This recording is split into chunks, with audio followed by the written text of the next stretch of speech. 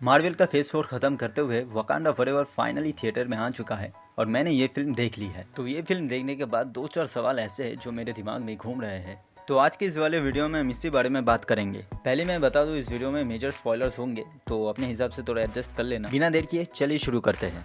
हमारा पहला सवाल है नमोर को लेकर। फिल्म में हमें दिखाया कि नमोर करीब 450 से 500 साल तक जिंदा है, तो ऐसा कैसे हो सकता है। तो ये समझने के लिए हमें फिल्म में दिखाया गया नमोर के ओरिजिन के ऊपर थोड़ा नजर डालना पड़ेगा, जहाँ पे हमें दिखाया गया कि नमोर के वंशज को एक बूटे के बारे में पता चलता है और उसको पीने के बाद उनके शरीर में म्यूटेशन हो, जिसकी वजह से उनके पास हवा में सांस लेने के बजाय पानी में सांस लेने की क्षमता आ जाती है और वो लोग पानी में अपना घर बसा लेते हैं। लेकिन इस म्यूटेशन के टाइम नमोर अपने माँ के कोख में था और यही वजह है उसके बाकी सबसे अलग होने की। जहाँ बाकी के लोगों में ये म्यूटेशन बहुत बाद में हुआ था, वही नमोर के जन्म से पहले के डीएनए में ये म्यूटेशन हो गया था और इसीलिए नमोर इतने लंबे टाइम तक जिंदा रह पाया है। नमोर के हवा में उड़ने वाली शक्ति और पानी के बाहर आने पर भी उसका रंग ना बदलना, ये सब उस म्यूटेशन की वजह से ही हुआ है। अब हमारा दूसरा सवाल आता है कि क्या बेंगू के स्नैप की वजह से नमोर या फिर उसका किंगडम स्नैप हुआ था।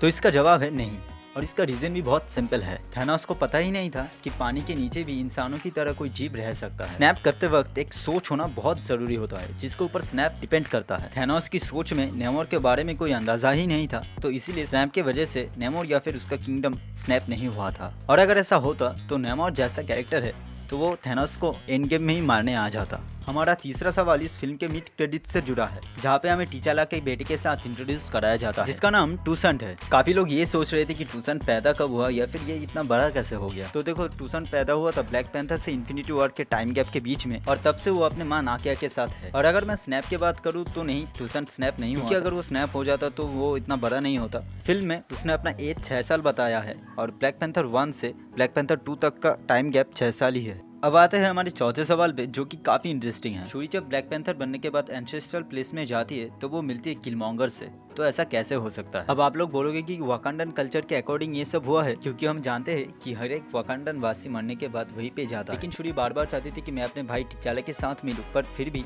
उसकी मुलाकात किलमॉन्गर के साथ होती है। अब इसका रीजन शूरी खुद है, क्योंकि इस फिल्म में शूरी की मेंटल कंडीशन कुछ ऐसी ही थी जैसे कि ब्लैक पैंथर 1 में किलमॉन्गर की थी। वो अपने भाई को नहीं बचा सका, उसके सामने उसकी माँ की मौत हो गई और पूरा वकांडा उसके आंखों के सामने बिखर गया, और इसी वजह से वो बदले की आग में जल रही थी।